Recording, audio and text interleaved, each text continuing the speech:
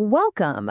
Today, we're diving into a massive structural shift in how capital is raised, the evolution of blockchain fundraising through ICOs and IEOs. For literally decades, startups were stuck relying on venture capital, institutional banks, and those endless closed-door pitch meetings. But digital tokens, they completely bypassed that legacy architecture. They basically rewrote the rules of capital formation. It's a really fascinating look at the mechanics of innovation, systemic risk, and, frankly, necessary market evolution. Let's get right into it. Just like every great crypto project needs a roadmap, here's ours for today. We'll start with an intro to token fundraising, break down the exact anatomy of an ICO, explore the systemic risks and the subsequent crypto winter, and finally, look at the rise of IEOs.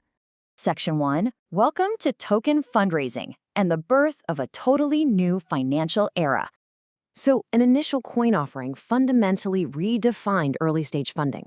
At its core, an ICO is simply a fundraising event where you, the investor, buy digital tokens to directly support a new blockchain project.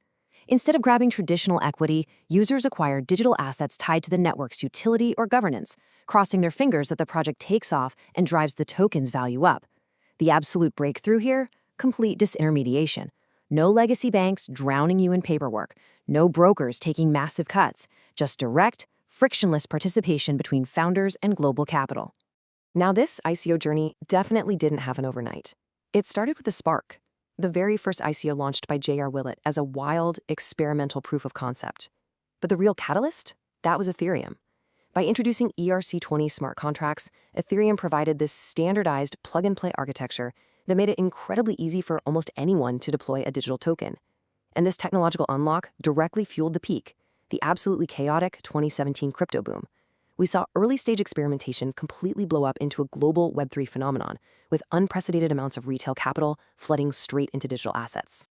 Moving right along to Section 2, the anatomy of an ICO, unpacking the white paper. Because this whole ecosystem operated completely direct to investor, without any of that institutional vetting we just talked about, trust had to be built differently. The entire weight of a project's credibility basically rested on a single document, the white paper. In a trustless environment, this was your ultimate treasure map. A winning white paper needed a few absolutely crucial ingredients: a comprehensive explanation of the project, a super specific technical use case, and a realistic roadmap. And crucially, it had to break down the tokenomics, the economic model actually incentivizing the network, along with a potential upside for early users. If founders dialed these structural ingredients in perfectly and matched market demand, the community opened their wallets. Section 3. Risks and crypto winter, the dark side of the boom. You see, this highly unregulated direct-to-investor architecture inevitably exposed some massive systemic vulnerabilities. By completely stripping away traditional financial gatekeepers, the market also eliminated essential structural guardrails. The result? Extreme asymmetric risk for retail participants. The landscape was instantly saturated with rampant scams and vaporware.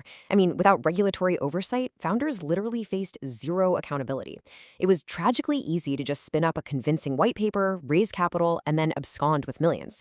This massive misalignment of incentives naturally triggered a staggering wave of failed projects, as retail capital just completely evaporated into poorly constructed or outright fraudulent networks. Ultimately, all of this unchecked speculation and systemic failure culminated in one unavoidable outcome: the crypto winter. It was a harsh, chilling market freeze. Token valuations absolutely collapsed, and investor confidence evaporated basically overnight. The broader blockchain ecosystem was forced into strict survival mode.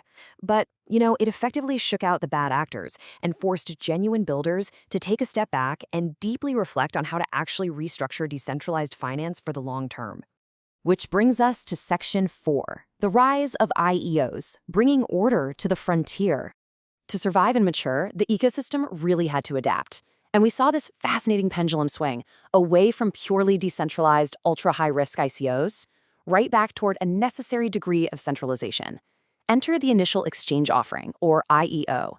Instead of raising funds directly from the wild west of the public internet, projects started launching their tokens through established, centralized crypto exchanges.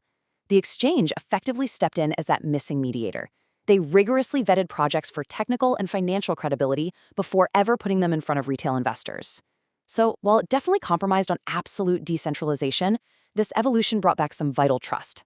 Plus, it gave projects massive immediate liquidity and instant access to established user bases. A real game changer. When we step back and analyze this incredibly rapid financial evolution, the broader paradigm shift becomes crystal clear. The market basically attempted a total bypass of traditional banking gatekeepers, transferring trust entirely from legacy institutions straight to decentralized code. When that got a little too volatile, the market self-corrected, shifting trust over to centralized crypto-native exchanges. Yet, despite all these structural pivots, the core achievement is still absolutely intact. These models successfully opened up global investment access, permanently lowering the barrier to entry for early-stage capital formation, and they're continuing to reshape the modern digital economy. So this leaves us with a pretty critical question to consider. If blockchain architecture can so effectively completely disintermediate the legacy banking system and rewrite capital formation from the ground up, what entrenched industry will tokenized fundraising disrupt next? The evolution of digital assets is happening in real time, right in front of us, and the mechanics of global finance will literally never be the same. Thanks for joining me for this explainer, and I'll catch you next time as we continue decoding the incredibly complex future of finance.